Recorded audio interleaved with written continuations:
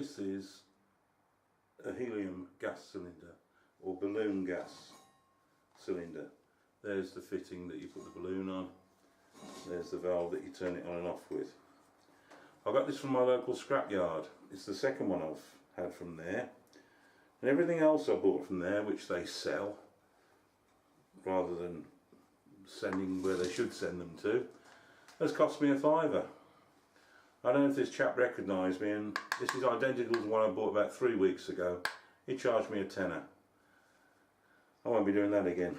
Now, the first one, to get this shroud off, I ended up cutting, made a real mess, through this with a disc cutter.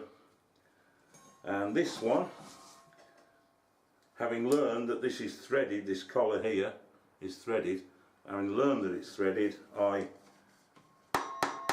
hammered it and hammered it and hammered it and hammered it until I unscrewed it. And once I'd unscrewed it, I spotted the bolt there. Now this has got one of those really peculiar little star-shaped heads on it. So I got the right tool.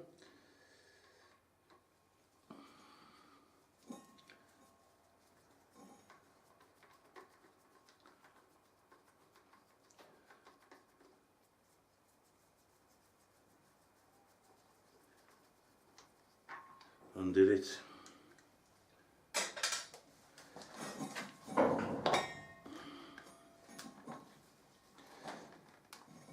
Bit of a game manoeuvring it off. Got the wrong way round, haven't I? There we go.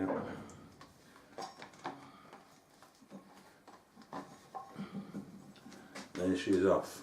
Okay. Now this cylinder, for a start, helium gas, as far as I understand it, and it's your responsibility what you do with anything like this. I'm just demonstrating what I've done, so it's nothing to do with me. Helium, as far as I understand it, is non-flammable, which is probably why they use it for balloons for ordinary people. I mean, they used to use hydrogen in airships, didn't they, until the Hindenburg disaster. And the whole thing caught fire. It wasn't the first and wasn't the last one to do it. Then they started using helium. Although helium isn't as good for the job, it's nowhere near as dangerous. Now, the next trick is to get this fitting out of this cylinder. And there are ways, using a big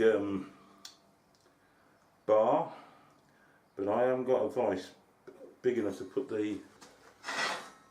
my leg vice won't accept this. I've just tried it, it doesn't work. There are no slots in the base of the cylinder you could put a bar through, so you could get a big wrench on the top.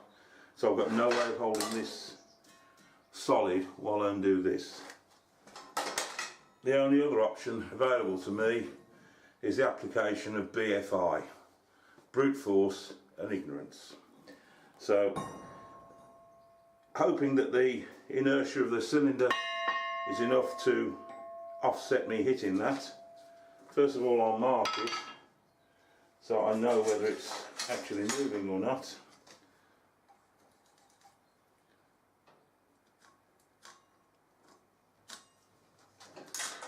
And then just start hitting it.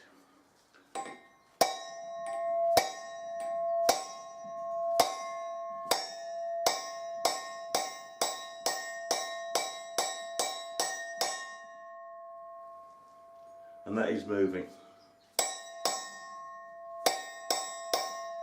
fact, I think I'll get an old hammer for this. I don't fancy ruining me turning hammer on it. Just the job, the small club hammer.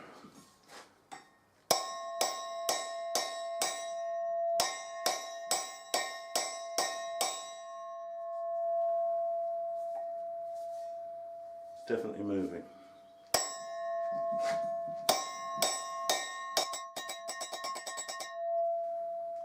Rings well, doesn't it? I should put ear defenders on really, it's noisy. Obviously the further I undo it, the easier it's going to get. Doesn't take too long.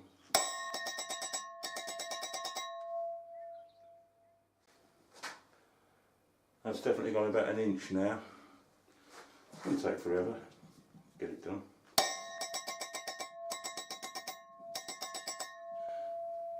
The other thing is it's very hard work.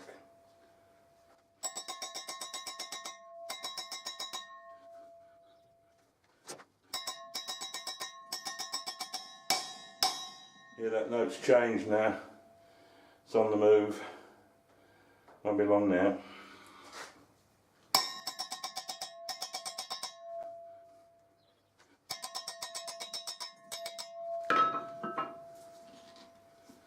There we go.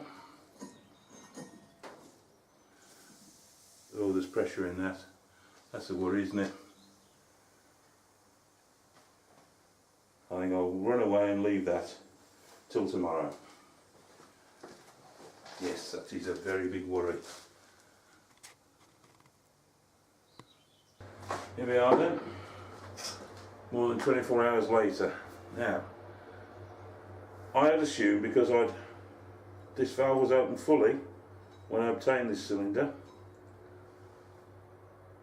I assumed that this cylinder was empty. It's been a source of some great concern to me that if that fitting had explosively decoupled under pressure, it could easily have killed me. This means I'm going to have a good look into the nature of these bottles before I ever do anything like this again. Now I'm going to just gently undo this to see if there's any residual pressure. There doesn't appear to be.